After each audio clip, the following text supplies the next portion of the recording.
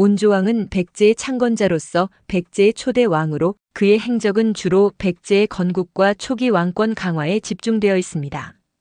온조왕의 행적은 주로 역사서인 삼국사기와 삼국유사 등에서 전해지며 그의 통치 초기와 관련된 중요한 사건들은 백제의 기틀을 마련하는 데 큰 영향을 미쳤습니다. 1. 백제 건국 기원전 18년. 온조는 고구려의 시조인 고주몽의 동생인 비류와 함께 고구려에서 남하하여 백제를 건국하였습니다. 고주몽이 고구려를 세운 후 그의 형제인 비류와 온조는 한반도 북부에서 남쪽으로 이주하여 한강 유역을 따라 백제 지역으로 진입하게 되었습니다.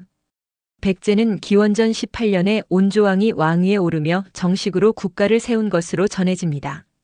초기에는 한성 현재의 서울 지역을 수도로 삼고 백제를 기틀을 마련하였습니다. 2. 백제의 기틀 마련. 온조왕은 왕위에 오르면서 백제의 정치적 기틀을 마련하고 국가를 안정시켰습니다. 백제는 고구려와는 다른 독자적인 왕국을 형성하였으며 온조는 이를 기반으로 한강 유역을 중심으로 세력을 확장해 나갔습니다. 그의 통치 아래 백제는 정치적으로 안정되고 군사적으로 강력한 기반을 다졌습니다. 온조왕은 왕권을 강화하는 데 많은 노력을 기울였고 백제의 법과 제도를 정비하는 데 중요한 역할을 했습니다. 3. 비류와의 관계.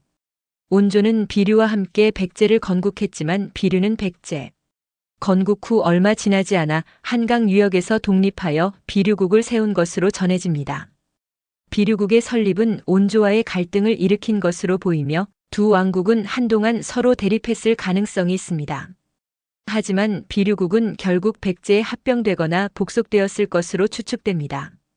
4. 국가의 확장. 온조왕의 치세 동안 백제는 주변 세력과의 관계를 강화하며 성장했습니다.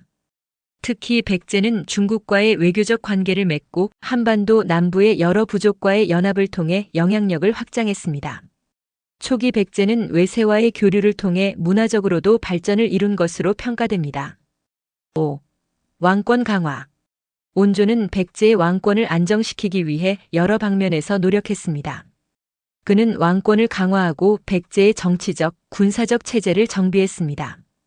이 과정에서 온조는 주군을 공고히 하고 왕족 및 귀족 계층과의 관계를 설정하며 왕국의 내정을 강화하였습니다. 6. 후계 문제와 왕위 승계. 온조왕은 자신의 후계자로 아들인 유리를 지명하였고 유리가 백제의 2대 왕이 되었습니다. 그의 왕위 승계는 백제의 왕권을 안정적으로 이어가는 데 중요한 역할을 했습니다. 온조왕은 백제의 초대 왕으로서 나라의 기틀을 다지고 후속 세대가 안정적으로 왕위를 이어받을 수 있도록 왕권을 정립하는 데 기여했습니다. 7. 사망과 후계. 온조왕의 정확한 사망 시점은 알려져 있지 않지만 그의 후계자인 아들 유리가 왕위를 계승하면서 백제는 지속적으로 성장하게 되었습니다.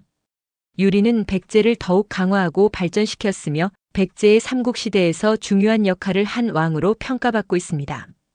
8. 온조왕의 유산. 온조왕은 백제의 창건자로서 중요한 유산을 남겼습니다.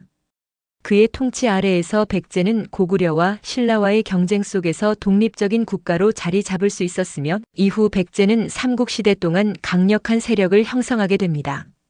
온조왕의 왕권 강화와 국가 기틀 마련은 백제의 발전을 위한 중요한 발판이 되었으며 그의 후손들이 이어받은 왕권은 백제의 번영을 이끌었습니다. 결론. 온조왕은 백제의 초대 왕으로 백제를 건국하고 국가의 기틀을 다지며 왕권을 강화한 중요한 인물입니다.